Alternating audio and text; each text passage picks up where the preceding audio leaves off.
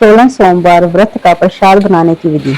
थोड़ा घी लें, उसमें थोड़ा थोड़ा करके आटा डालें और उसको भून लें।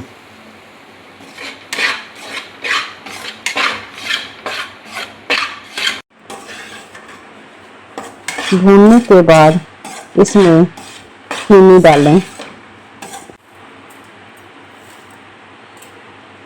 और गैस को बंद कर दें। और प्रसाद गरम प्रसाद में जब चीनी डालेंगे तो चीनी प्रसाद में अच्छे से मिक्स हो जाएगी।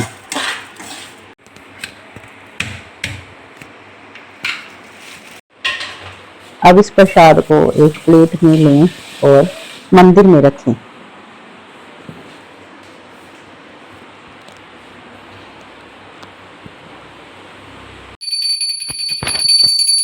अब धूप जगाएं और भगवान का स्मरण करें।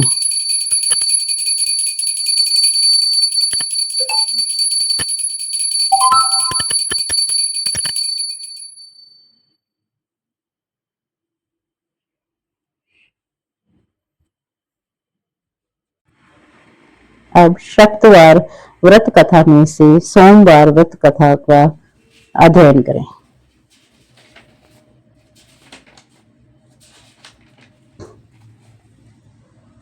इसमें तीन कथाएं दी गई हैं, जो कि 16 सोमवार व्रत कथा, प्रदोष व्रत कथा और सिंपल व्रत कथा है। बोल श्री गणेश भगवान की जय। बोल श्री भगवान की जय। बोल श्री गणेश भगवान की जय। बोल श्री भगवान की जय। सोमवार व्रत की विधि। सोमवार का व्रत साधारणतः दिन के तीसरे पहर तक होता है। व्रत में फलाहार या पारण का कोई खास नियम नहीं है, किंतु यह आवश्यक है कि दिन रात में केवल एक समय भोजन करें। सोमवार के व्रत में शिव जी पार्वती का पूजन करना चाहिए। सोमवार के व्रत 3 प्रकार के हैं: साधारण प्रति सोमवार, सौम्य, प्रदोष और 16 सोमवार।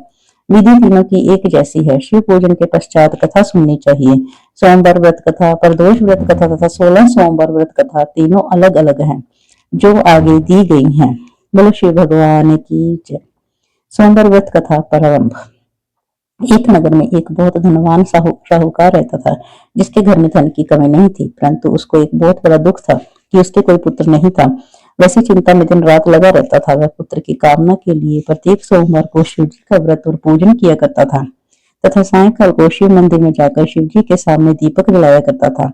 उसके इस भक्ति भाव को देखकर एक समय माता पार्वती जी ने शिव जी महाराज से कहा कि महाराज, यह शाहूकार आपका अनन्य भक्त है और सदा आपका व्रत और पूजन बड़ी श्रद्धा से करता है। आपको इसकी मनोकामना पूर्ण करनी चाहिए। शिव जी ने कहा, हे पार्वती, यह संसार कर्म क्षेत्र है। जैसे किसान खेत में जैसा बीज बोता है वैसा ही फल काटता है, उसी तरह मनुष्य इस संसार में जैसा कर्म करते हैं वैसा ही फल भोगते हैं। पार्वती जी ने अत्यंत आग्रह से कहा, महाराज, जब यह आपका अनन्य भक्त है और इसको अगर किसी प्रकार का दुख है तो उसको अवश्य दूर करना चाहिए, क्योंकि आप सदैव अपने भक्तों पर दयालु होते हैं और उनके दुखों को दूर करते हैं। यदि आप ऐसा नहीं करेंगे तो मनुष्य आपकी सेवा तथा व्रत क्यों करेंगे? पार्वती जी का ऐसा आग्रह देकर शिवजी महाराज कहने लगे, हे पार्वती, इसके कोई पुत्र नहीं है।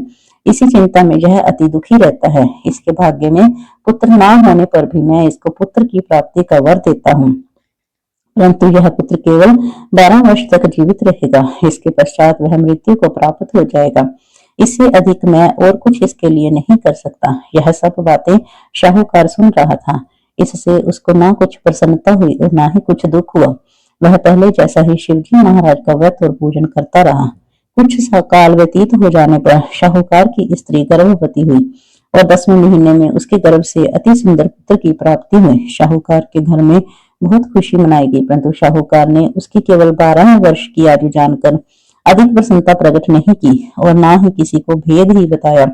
जब वह बालक 11 वर्ष का हो गया तो उस बालक की माता ने उसके पिता से विवाह आदि के लिए कहा, तो वह शाहूकार कहने लगा कि अभी मैं इसका विवाह नहीं करूंगा, अपने पुत्र को काशी जी पढ़ने के लिए भेजूंगा। फिर शाहूकार ने अपने साले अर्थात बालक के मामा को बुलाकर उसको बहुत सा धन देकर कहा, तुम इस बालक को काशी जी पढ़ने के लिए ले जाओ और रास्ते में जिस स्थान पर भी जाओ यज्ञ तथा ब्राह्मणों को भोजन कराते जाओ। वह दोनों मामा भांजे यज्ञ करते और ब्राह्मणों को भोजन कराते जा रहे थे। रास्ते में उनको एक शहर पड़ा। उस शहर में राजा की कन्या का विवाह था और दूसरे राजा का लड़का जो विवाह कराने के लिए बारात लेकर आया था वह एक आंख से काना था। उसके पिता को इस बात की बड़ी चिंता थी कि कहीं वर को देख कन्या के माता पिता विवाह में किसी प्रकार की अड़चन पैदा न कर दें। इस कारण जब उसने अति सुंदर सेठ के लड़के को देखा तो मन में विचार किया कि क्यों न दरवाजे के समय इस लड़के से वर का काम चलाया जाए। ऐसा विचार कर वर के पिता ने उस लड़के और मामा से बात की तो वे राजी हो गए। फिर उस लड़के को वर के कपड़े पहनाकर घोड़ी पर चढ़ा दरवाजे पर ले गए और सब कार्य प्रसन्नता से पूर्ण हो गए। फिर वर के पिता ने सोचा कि यदि विवाह कार्य भी इसी लड़के से करा लिया जाए तो क्या बुराई है। ऐसा विचार कर लड़के और उसके मामा से कहा, यदि आप फेरों का और कन्यादान के काम को भी करा दें तो आपकी बड़ी कृपा होगी और मैं इसके बदले आपको बहुत धन दूंगा। तो उन्होंने स्वीकार कर लिया और विवाह कार्य भी बहुत अच्छी तरह से संपन्न हो गया। परंतु जिस समय लड़का जाने लगा तो उसने राजकुमारी की चुंदड़ी के पल्ले पर लिख दिया कि तेरा विवाह तो मेरे साथ हुआ है, परंतु जिस राजकुमार के साथ तुमको भेजेंगे वह एक आंख से काना है और मैं काशी जी पढ़ने जा रहा हूँ। लड़के के जाने के पश्चात उस राजकुमारी ने जब अपनी चुंदड़ी पर ऐसा लिखा हुआ पाया तो उसने राजकुमार के साथ जाने से मना कर दिया और कहा कि यह मेरा पति नहीं है, मेरा विवाह इसके साथ नहीं हुआ है, वह तो काशी जी पढ़ने गया है। राजकुमारी के माता पिता ने अपनी कन्या को विदा नहीं किया और बारात वापस चली गई। उधर सेठ का लड़का और उसका मामा काशी जी पहुंच गए। वहां जाकर उन्होंने यज्ञ करना और लड़के ने पढ़ना शुरू कर दिया। जब लड़के की आयु 12 साल की हो गई उस दिन उन्होंने यज्ञ रचा रखा था कि लड़के ने अपने मामा से कहा, मामा जी आज मेरी तबीयत कुछ ठीक नहीं है। मामा ने कहा, अंदर जाकर सो जाओ।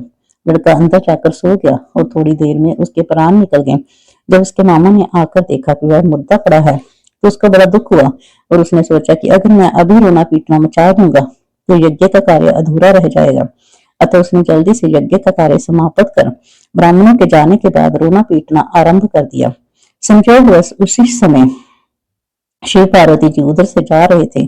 जब उन्होंने जोर जोर से रोने की आवाज सुनी तो पार्वती जी कहने लगी, महाराज कोई दुखिया रो रहा है, इसके कष्ट को दूर कीजिए। जब शिव पार्वती ने पास जाकर देखा तो वहां एक लड़का मुर्दा पड़ा हुआ था। पार्वती जी कहने लगी, महाराज यह तो उसी सेठ का लड़का है जो आपके वरदान से हुआ था। शिव जी कहने लगे, हे पार्वती इसकी आयु इतनी ही थी, वह यह भोग चुका है। तब पार्वती जी ने कहा, हे महाराज इस बालक को और आयु दो, नहीं तो इसके माता पिता तड़प तड़प कर मर जाएंगे। पार्वती जी के बार बार आग्रह करने पर शिव जी ने उसको जीवन वरदान दिया और शिव जी महाराज की कृपा से लड़का जीवित हो गया। शिव जी और पार्वती कैलाश पर्वत को चले गए। तब वह लड़का और मामा उसी प्रकार यज्ञ करते तथा ब्राह्मणों को भोजन कराते अपने घर की ओर चल पड़े। रास्ते में उसी शहर में आए जहाँ उसका विवाह हुआ था। वहां पर आकर उन्होंने यज्ञ आरंभ कर दिया तो उस लड़के के ससुर ने उसको पहचान लिया और अपने महल में ले जाकर उसकी बड़ी खातिर की। साथ ही बहुत से दास दासियों सहित आदर पूर्वक लड़की और जमाई को विदा किया। जब वह अपने शहर के निकट आए तो मामा ने कहा कि मैं पहले तुम्हारे घर जाकर खबर कराता हूँ। जब उस लड़के का मामा घर पहुंचा तो लड़के के माता पिता घर की छत पर बैठे थे और ये प्रण कर रखा था कि यदि हमारा पुत्र सकुशल लौट आया तो हम राज्य खुशी नीचे आ जाएंगे, नहीं तो छत से गिरकर अपने प्राण खो देंगे। इतने में उस लड़के के मामा ने आकर यह समाचार दिया कि आपका पुत्र आ गया है तो उनको विश्वास नहीं आया। तब उसके मामा ने शक्त पूर्वक कहा, आपका पुत्र अपनी स्त्री के साथ बहुत सारा धन साथ लेकर आया है। तो सेठ ने आनंद के साथ उनका स्वागत किया और बड़ी बड़ी प्रसन्नता के साथ रहने लगे। इस प्रकार से जो कोई भी सोमवार के व्रत को धारण करता है अथवा इस कथा को पढ़ता या सुनता है उसकी समस्त मनोकामनाएं पूर्ण होती हैं। बोलो शिव भगवान की जय। सौम्य प्रदोष व्रत कथा। पूर्व काल में एक ब्राह्मणी अपने पति की मृत्यु के पश्चात निराधार होकर भिक्षा मांगने लग गई। वह प्रातः होते ही अपने पुत्र को साथ लेकर बाहर निकल जाती और संध्या होने पर घर वापस लौटती। एक समय उसको विदर्भ देश का राजकुमार मिला जिसके पिता को शत्रुओं ने मारकर उसके राज्य से बाहर निकाल दिया था। इस कारण वह मारा मारा फिरता था। ब्राह्मणी उसे अपने घर ले गई और उसका पालन पोषण करने लगी।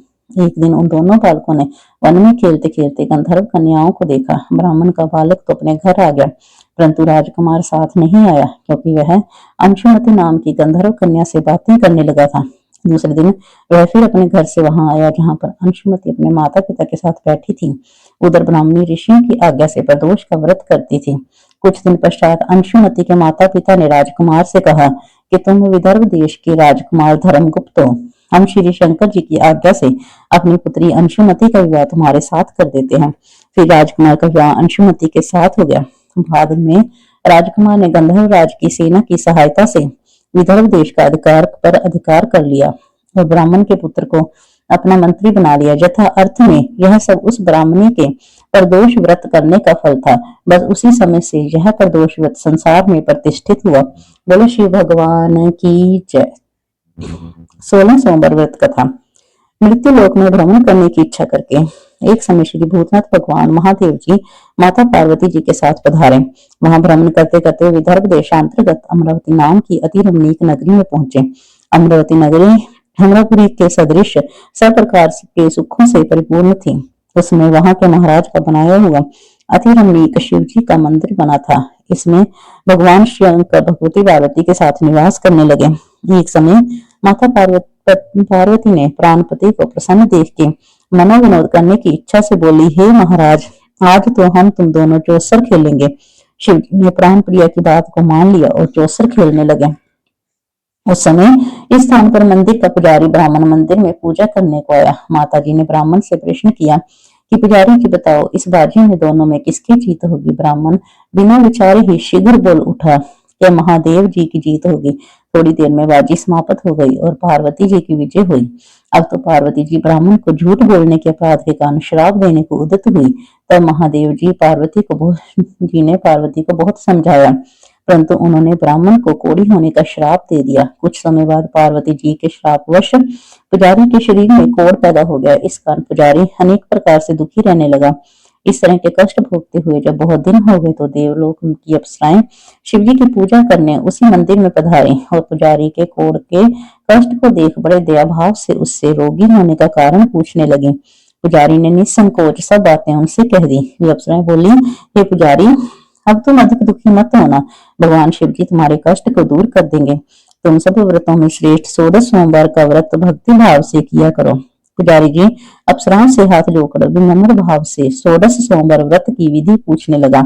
अप्सराएं बोली कि जिस दिन सोमवार हो उस दिन भक्ति के साथ व्रत करें, स्वच्छ वस्त्र पहने, आधा सेर गेहूं का आटा लें, उसके 3 अंका बनाएं और घी, गुड़, दीप, नैवेद्य, पुंगी फल, बेल पत्तर, जनेऊ जोड़ा, चंदन, अक्षता, पुष्प आदि के द्वारा प्रदोष काल में भगवान शंकर का विधि से पूजन करें। तत्पश्चात अंगों में से एक शिव जी को अर्पण करें, बाकी 2 को शिव जी के प्रसाद समझकर उपस्थित जनों में बांट दें। हवा भी प्रसाद पाएं। इस विधि से 16 सोमवार व्रत करें। तत्पश्चात 17वें सोमवार के दिन पाव से पवित्र गेहूं के आटे की बाटी बनावें। तदनुसार घी और गुड़ मिलाकर चूरमा बनावें और शिव जी का भोग लगाकर उपस्थित भक्तों में बांटें। पीछे आप सपरिवार प्रसाद लें तो भगवान शिव जी की कृपा से उसके मनोरथ पूर्ण हो जाते हैं। ऐसे कहकर अप्सराएं स्वर्ग को चली गई। ब्राह्मण ने यथा विधि 16 सोमवार व्रत किया तथा भगवान शिव जी की कृपा से रोग मुक्त होकर आनंद से रहने लगा। कुछ दिन बाद जब फिर शिव जी और पार्वती उस मंदिर में पधारे तब ब्राह्मण को निरोग देख पार्वती जी ने ब्राह्मण से रोग मुक्त होने का कारण पूछा तो ब्राह्मण ने 16 सोमवार व्रत की कथा कह सुनाई। तब तो पार्वती जी अति प्रसन्न होकर ब्राह्मण से व्रत की विधि पूछ कर व्रत करने को तैयार हुई।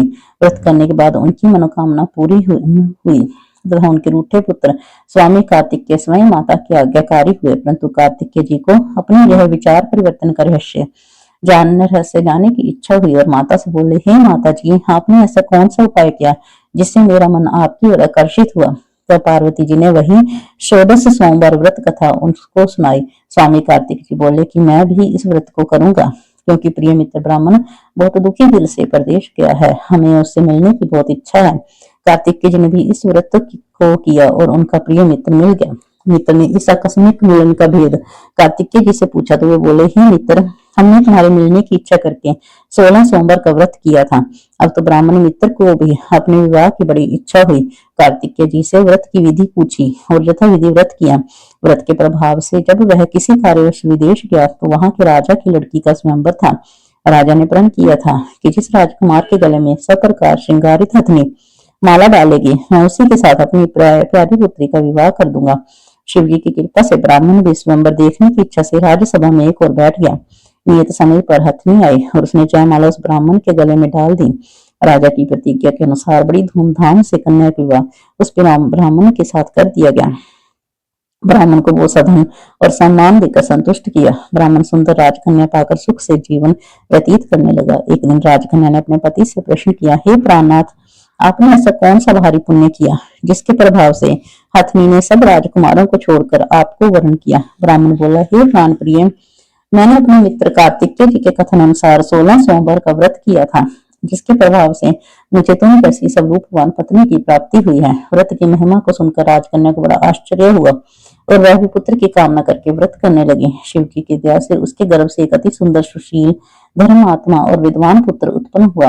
माता पिता दोनों उस देव पुत्र को पाकर अति प्रसन्न हुए और उसका लालन पालन भली प्रकार से करने लगे। जब पुत्र समझदार हुआ तो एक दिन उसने अपने माता से प्रश्न किया कि हे माँ, तुमने कौन सा व्रत एवं तप किया है जो मेरे जैसा पुत्र तुम्हारे गर्भ से उत्पन्न हुआ? माता ने पुत्र का प्रबल मनोरथ जानकर अपने किए हुए 16 सोमवार व्रत को विधि सहित पुत्र को बताया। पुत्र ने ऐसे सरल व्रत को और सब तरह के मनोरथ पूर्ण करने वाला सुना तो वह भी इस व्रत को राज्यत्कार पाने की इच्छा से हर सोमवार को यथा विधि व्रत करने लगा। उसी समय एक देश के वृद्ध राजा के दूतों ने आकर उसको राजकन्या के लिए धारण किया। राजा ने अपनी पुत्री का विवाह ऐसे सर्व गुण संपन्न ब्राह्मण युवक के साथ करके बड़ा सुख प्राप्त किया। वृद्ध राजा के दिवंगत हो जाने पर उसी ब्राह्मण बालक को गद्दी पर बिठाया गया, क्योंकि दिवंगत राजा के कोई पुत्र नहीं था। राज्य का उत्तराधिकारी होकर भी वह ब्राह्मण पुत्र अपने 16 सोमवार के व्रत को करता रहा। जब 17वां सोमवार आया तो विप्र पुत्र ने अपनी प्रीतमा से सब पूजन सामग्री लेकर शिव पूजा के लिए शिवालय में चलने को कहा, परंतु प्रीतमा ने उसकी आज्ञा की परवाह न की। दास दासियों द्वारा सब सामग्रियां शिवालय भिजवा दी और आप नहीं की। जब राजा ने शिव जी का पूजन समाप्त किया तब एक आकाशवाणी राजा के प्रति हुई। राजा ने सुना कि हे राजा, अपनी इस रानी को राजमहल से निकाल दे, नहीं तो तेरा सर्वनाश कर देगी। आकाशवाणी को सुनकर राजा के आश्चर्य का ठिकाना नहीं रहा और तत्काल ही मंत्रणा गृह में आकर अपने सभासदों को बुलाकर पूछने लगा कि हे मंत्रियों, मुझे आज शिव जी की वाणी हुई है कि राजा तू अपनी इस रानी को निकाल दे, नहीं तो ये तेरा सर्वनाश कर देगी। राजसमाय मंत्री आदि सब बड़े विस्मय और दुख में डूब गए, क्योंकि जिस कन्या के कारण राज मिला है उसी को निकालने का चाल रच रहा है, ये कैसे हो सकेगा?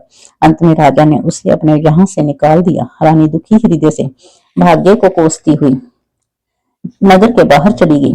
बिना पदत्राण, फटे वस्त्र पहने, भूख से दुखी धीरे धीरे चलकर एक नगर में पहुंची। वहां एक बुढ़िया सूत काट कर बेचने को जाती थी।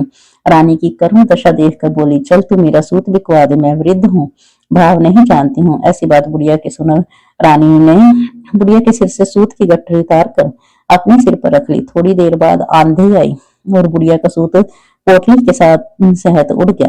बेचारी बुढ़िया पछताती रह गई और रानी को अपने साथ से दूर रहने को कह दिया। अब रानी एक तेली के घर गई तो तेली के सब मटके शिव जी के प्रकोप के कारण उसी समय चटक गए। ऐसी दशा देख तेली ने रानी को अपने घर से निकाल दिया। इस प्रकार रानी अत्यंत दुख पाती हुई एक नदी के तट पर गई तो नदी का समस्त जल सूख गया। तत्पश्चात रानी एक वन में गई। वहां जाकर सरोवर में सीढ़ी से उतरकर पानी पीने को गई। उसके हाथ का जल में से स्पर्श होते ही सरोवर का नील कमल के समान जल असंख्य कीड़ा में गंदा हो गया। रानी ने भाग्य पर दोषारोपण करते हुए उस जल को पी के पेड़ की शीतल छाया में विश्राम करना चाहा। वह रानी जिस पेड़ के नीचे जाती उस पेड़ के पत्ते तत्काल ही गिर जाते। वन और सरोवर जल की ऐसी दशा देखकर गांव चराते ग्वालों ने अपने गुसाई जी से, जो उस जंगल में स्थित मंदिर में पुजारी थे, यह बात बताई। गुसाई जी के आदेश अनुसार ग्वाले रानी को पकड़कर गुसाई के पास ले गए। रानी की मुख कांति और शरीर शोभा देख गुसाई जान गए कि यह अवश्य ही कोई विधि की गति की मारी कुलीन स्त्री है। ऐसा सोचकर पुजारी जी ने रानी से कहा कि हे पुत्री, मैं आप तुमको अपनी पुत्री के समान रखूंगा, तुम मेरे आश्रम में ही रहो, मैं तुमको किसी प्रकार का कष्ट नहीं दूंगा। गुसाई जी के ऐसे वचन सुनकर रानी को धीरज हुआ और आश्रम में रहने लगी। परंतु आश्रम में रानी जो भोजन बनाती उसमें कीड़े पड़ जाते, जल भर के लाती उसमें कीड़े पड़ जाते। अब तो गुसाई जी भी दुखी हुए और रानी से बोले कि हे बेटी, तुम्हारे ऊपर कौन से देवता का कोप है जिससे तुम्हारी ऐसी दशा हुई है? पुजारी की बात सुन रानी ने शिवजी महाराज के पूजन का बहिष्कार करने की कथा सुनाई तो पुजारी जी शिवजी महाराज की नेक प्रकार से स्तुति करते हुए रानी से बोले कि हे देवी, तुम सब मनोरथों के पूर्ण करने वाले 16 सोमवार व्रत को करो, उसके प्रभाव से अपने कष्ट से मुक्त हो सकोगी। गोसाई की बात सुनकर रानी ने 16 सोमवार व्रत को विधिवत संपन्न किया और 17वें सोमवार को पूजन के प्रभाव से राजा के हृदय में विचार उत्पन्न हुआ कि रानी को गए बहुत समय व्यतीत हो गया है, ना जाने वह कहाँ कहाँ भटकती होगी, ढूंढना चाहिए। यह सोचकर रानी को तलाश करने के लिए चारों दिशाओं में दूत भेजे। वे दूत रानी को देखते हुए पुजारी के आश्रम में पहुंचे। वहां रानी को पाकर पुजारी से रानी को मांगने लगे, परंतु पुजारी ने उनको मना कर दिया। तो दूत चुपचाप लौटे और आकर महाराज के सन्मुख रानी का पता बतलाया। रानी का पता पाकर राजा स्वयं पुजारी के आश्रम में गए और पुजारी से प्रार्थना करने लगे कि महाराज, जो देवी जो आपके आश्रम में रहती हैं वह मेरी पत्नी है। शिव जी के कोप से मैंने इसे त्याग दिया था। अब इस पर से शिव का प्रकोप शांत हो गया है, इसलिए मैं इन्हें लेने आया हूँ। अब इनको मेरे साथ जाने की आज्ञा दे दीजिए। गुसाई जी ने राजा के वचन को सत्य मानकर राजा के साथ जाने की आज्ञा दे दी। गोसाई की आज्ञा पाकर रानी प्रसन्न होकर राजा के साथ महल में आई। नगर में अनेक प्रकार के बधावे बजने लगे। नगर निवासियों ने नगर के दरवाजे तथा नगर को तोरण बंधनवारों से विविध विधि से सजाया। घर घर में मंगल गान होने लगे। पंडितों ने विविध वेद मंत्रों का उच्चारण करके अपनी राजरानी का स्वागत किया। ऐसी अवस्था में रानी ने पुनः अपनी राजधानी में प्रवेश किया। महाराज ने अनेक तरह से ब्राह्मणों को दान आदि देकर संतुष्ट किया। जाचकों को धन धान्य दिया। नगरी में स्थान स्थान पर सदाव्रत खुलवाए, जहाँ भूखे लोगों को भोजन मिलता था। इस प्रकार से राजा शिव जी की कृपा का पात्र हो राजधानी में रानी के साथ अनेक तरह के सुखों का भोग करते हुए सोमवार का व्रत करने लगा। विधिवत शिव पूजन करते हुए इस लोक में अनेकानेक सुखों को भोगने के पश्चात शिवपुरी में पधारे। ऐसे ही जो मनुष्य मनसा वाचा कर्म द्वारा भक्ति सहित 16 सोमवार का व्रत पूजन इत्यादि विधिवत करता है, वह इस लोक में समस्त सुखों को भोग कर अंत में शिवपुरी को प्राप्त होता है। ये व्रत सब मनोरथों को पूर्ण करने वाला है। बोलो शिव भगवान की जय। बोलो शिव भगवान की जय। शिव जी की आरती। जय शिव शिव ओंकार हरि जय शिव ओंकार। ब्रह्मा विष्णु सदा शिव, ब्रह्मा विष्णु सदा शिव, अर्धांगी धार। जय शिव ओंकार। एकानन चतुरानन पंचानन राजे, स्वामी पंचानन राजे। हंसानन गरुडासन, हंसानन गरुडासन, वृषवाहन साजे। जय शिव ओंकार। दो भुज चार चतुर्भुज, 10 भुज ते सोहे, स्वामी 10 भुज ते सोहे। तीनों रूप निरखता, तीनों रूप निरखता, त्रिभुवन जन मोहे। जय शिव ओंकार। अक्षमाला वनमाला, मुंडमाला धारी, स्वामी मुंडमाला धारी। चंदन मृग सोहे, चंदन मृग सोहे, भोले शुभकारी। जय शिव ओंकार। श्वेतांबर पीतांबर बागंबर अंगे, स्वामी बागंबर अंगे। सनकादिक ब्रह्मादिक, सनकादिक ब्रह्मादिक, भूतादिक संगी। जय शिव ओंकार। कर के मध्य कमंडल, चक्र त्रिशूल धरता, स्वामी चक्र त्रिशूल धरता। जग करता जग हरता, जग पालन करता। जय शिव ओंकार। ब्रह्मा विष्णु सदाशिव, जानत अविवेका, स्वामी जानत अविवेका। प्रणवाक्षर के मध्य, प्रणवाक्षर के मध्य, ये तीनों एका। जय शिव ओंकार। त्रिगुण शिव जी की आरती, जो कोई नर गावे, स्वामी प्रेम सहित गावे। कहत शिवानंद स्वामी, कहत हरिहर स्वामी, मन वांछित फल पावे। जय शिव ओंकार, जय शिव ओंकार, हरि जय शिव ओंकार। ब्रह्मा विष्णु सदाशिव, ब्रह्मा विष्णु सदाशिव, अर्धांगी धारा। जय शिव ओंकार। बोलो शिव भगवान की जय। बोलो शिव भगवान की जय। बोलो हर हर महादेव।